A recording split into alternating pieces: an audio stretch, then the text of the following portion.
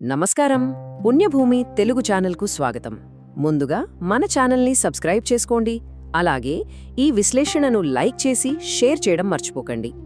ఇక ఈరోజు మనం ఒక అద్భుతమైన ఎంతో పవిత్రమైన యాత్రకు సిద్ధమవుతున్నాం.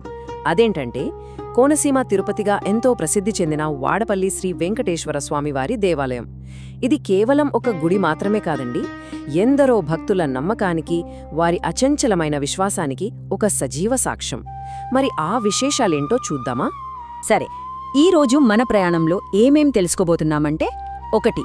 కోనసీమ తిరుపతి స్థల పురాణం. 2.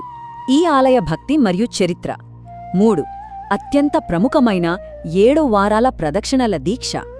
4. ఇక్కడ జరిగే బ్రహ్మోత్సవాలు మరియు ప్రత్యేక సేవలు. ఇక చివరగా మీ యాత్రా ప్రణాళిక, అంటే ఇక్కడికి ఎలా వెళ్ళాలి, దర్శనం ఎలా చేసుకోవాలి అనే విషయాలు. మొదటి భాగం, కోనసీమ తిరుపతి స్థల పురాణం. అసలు ఈ పుణ్యక్షేత్రం ఎక్కడుంది, దీని వెనుకున్న కథేంటో చూద్దాం. పచ్చని కొబ్బరి తోటలు, పవిత్ర గోదావరి నది గలగలల మధ్య అద్భుతమైన ప్రకృతి ఒడిలో ఉందండి ఈ వాడపల్లి. భక్తులు ఎంతో ఆప్యాయంగా దీనిని కోనసీమ తిరుపతి అని పిలుచుకుంటారు. ఎందుకో తెలుసా? దూరభారంగా ఉన్న తిరుమలకు వెళ్లలేని ఎంతోమందికి ఇక్కడి వాడపల్లి వెంకటనే సాక్షాత్తు ఆ 7 కొండలవాడు. తిరుమలలో ఎలాంటి ఆధ్యాత్మిక శాంతి దొరుకుతుందో ఇక్కడ కూడా భక్తులు అదే అనుభూతిని పొందుతారు. కోరిన కోర్కెలు తీర్చే కొంగు బంగారంగా స్వామివారు ఇక్కడ కొలువై ఉన్నారు. ఇక్కడ ఒక అద్భుతమైన విషయముందండి. సాధారణంగా మనం గుళ్ళో రాతి విగ్రహాలను చూస్తాం కదా, కాని ఇక్కడ స్వామివారు అరుదైన ఎర్ర చందనం చెక్కతో స్వయంభూగా వెలిశారు. పురాణాల ప్రకారం ఏంటంటే, గోదావరి నదిలో ఒక ఎర్రచందనం పెట్టె కొట్టుకొస్తోందని ఒక బ్రాహ్మణుడికి కలలో స్వామివారు చెప్పారట.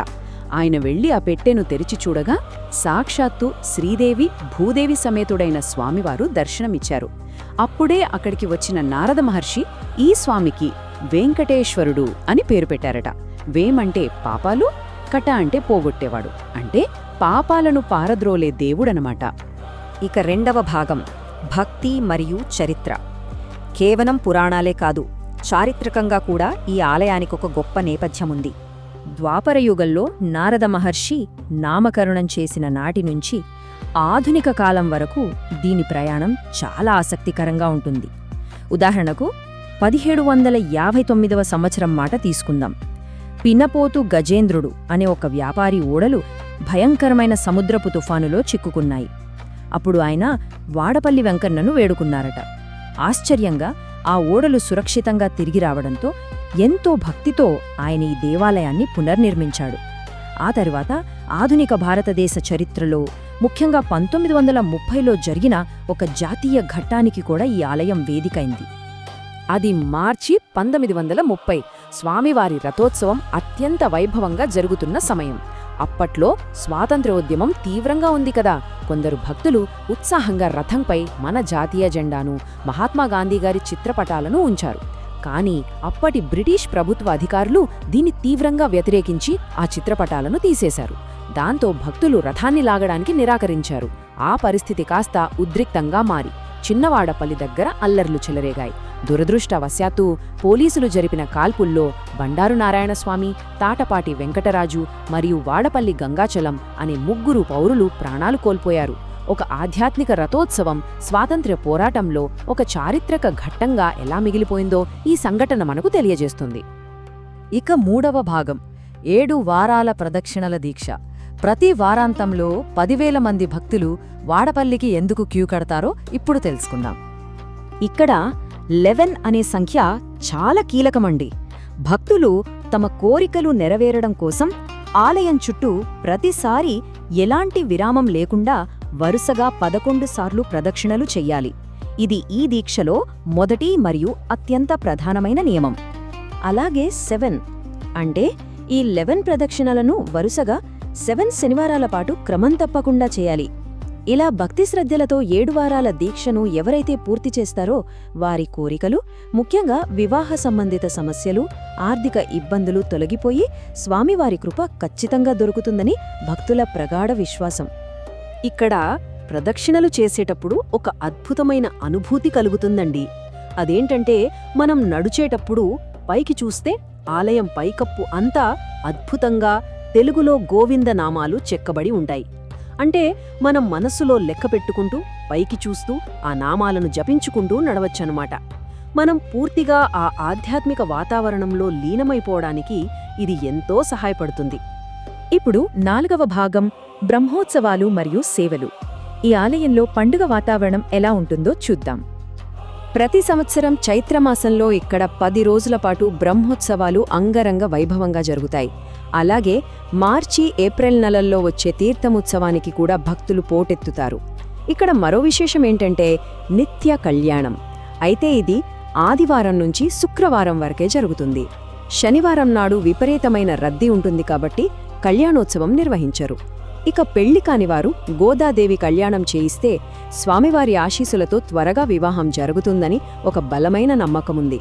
మరి దర్శనానికి ఏ రోజు వెళ్ళాలి? సాధారణ రోజుల్లో అయితే పెద్దగా రద్దీ ఉండదు. ఒక 25 నుంచి 30 నిమిషాల్లో ప్రశాంతంగా దర్శనం అయిపోతుంది. ప్రతి గంటకు అష్టోత్తర పూజలు కూడా చాలా నిశ్శబ్దంగా జరుగుతాయి. కాని శనివారం వచ్చిందంటే దృశ్యం మారిపోతుంది. సూర్యోదయానికి ముందే భక్తుల కోలాహలం మొదలవుతుంది. దర్శనానికి 1 నుంచి 3 గంటల సమయం పట్టొచ్చు. గుడి బయట ఏకంగా ఒక పెద్ద జాతర వాతావరణం కనిపిస్తుంది. సమయాల విషయానికి వస్తే ఆదివారం నుంచి శుక్రవారం వరకు ఉదయం 6 గంటల నుంచి మధ్యాహ్నం 1 గంట వరకు, మళ్ళీ సాయంత్రం 4 నుంచి రాత్రి 8 గంటల వరకు గుడి తెరిచి ఉంటుంది. కానీ శనివారం మాత్రం ఆ 7 వారాల దీక్షలు చేసే భక్తుల రద్దీని దృష్టిలో ఉంచుకుని ఏకంగా వేకువజామున 4 గంటలకే ఆలయ ద్వారాలు తెరుస్తారు. మధ్యాహ్నం 1:30 వరకు, మళ్ళీ సాయంత్రం 4 నుంచి రాత్రి 9 గంటల వరకు కూడా దర్శనం చేసుకోవచ్చు. ఇక చివరి భాగం యాత్రా ప్రణాళిక. మరి ఇంతటి మహిమాన్వితమైన క్షేత్రానికి వెళ్లాలని మీకు అనిపిస్తోంది కదూ? అయితే దానికి సంబంధించిన ఏర్పాట్లు ఎలా చూసుకోవాలో చూద్దాం. ముందుగా గుర్తుపెట్టుకోవాల్సిన విషయమేంటంటే ఇక్కడ డ్రెస్ కోడ్, అలాగే కొన్ని కఠినమైన నియమాలు. పురుషులు ఖచ్చితంగా సాంప్రదాయ దుస్తుల్లో అంటే తెల్లని ధోతి, చొక్కా లేదా కుర్తా పైజామాలోనే వెళ్లాలి. మహిళలు చీర లేదా చున్నీ ఉన్న పంజాబీ డ్రెస్ మాత్రమే వేసుకోవాలి. జీన్స్, టీషర్ట్లు, వెస్ట్రన్ దుస్తులు అస్సలు అనుమతించరు. ఇంకో ముఖ్యమైన విషయం, మాడవీధుల్లోకి ప్రవేశించే ముందే మీ మొబైల్ ఫోన్లను డిపాజిట్ చేయాలి. అలాగే పాదరక్షలను కూడా వదిలి వెళ్ళాలి. ఈ నియమాలను గౌరవిస్తే దర్శనం ఎటువంటి ఆటంకం లేకుండా చాలా ప్రశాంతంగా జరుగుతుంది. ఇక ప్రయాణ మార్గమంటారా? చాలా సులభం. మీరు దేశంలో ఎక్కడి నుంచైనా ముందుగా విమానం లేదా రైలు ద్వారా రాజమండ్రి చేరుకోవాలి. అక్కడి నుంచి రోడ్డు మార్గంలో బస్సు లేదా క్యాబ్ ద్వారా రావులపాలెం వెళ్ళాలి. ఆ రావులపాలెం నుంచి కేవలం 11 కిలోమీటర్ల దూరంలోనే ఈ వాడపల్లి ఉంటుంది. ఆ చిన్న ప్రయాణానికి స్థానికంగా ఆటోలు, బస్సులు విరివిగా దొరుకుతాయి. పచ్చని కోనసీమ అందాల మధ్య ఆ ప్రయాణం మీకెంతో ఆహ్లాదాన్ని ఇస్తుంది. చరిత్ర, అచంచలమైన భక్తి, స్వచ్ఛమైన గోదావరి తీరం, ఇవన్నీ కలగలిసిన వాడపల్లి విశేషాలను తెలుసుకున్నాం కదా. 7 వారాల దీక్షతో భక్తుల కోరికలు నెరవేర్చే ఆ ఎర్రచందన స్వామిని దర్శించుకోవడం మీ తదుపరి ఆధ్యాత్మిక ప్రయాణానికి గొప్ప గమ్యస్థానమవుతుందనిపించడం లేదా? ఖచ్చితంగా అవుతుంది. మరి ఈ విశ్లేషణ మీకు ఎంతగానో నచ్చిందని ఆశిస్తున్నాం. వెళ్లే ముందు దయచేసి మన పుణ్యభూమి తెలుగు ఛానల్ని సబ్స్క్రైబ్ చేయడం, లైక్ చేయడం మరియు మీ బంధుమిత్రులకు షేర్ చేయడం మర్చిపోకండి. మరో ఆసక్తికరమైన ఆధ్యాత్మిక ప్రయాణంతో మళ్ళీ కలుద్దాం. నమస్కారం.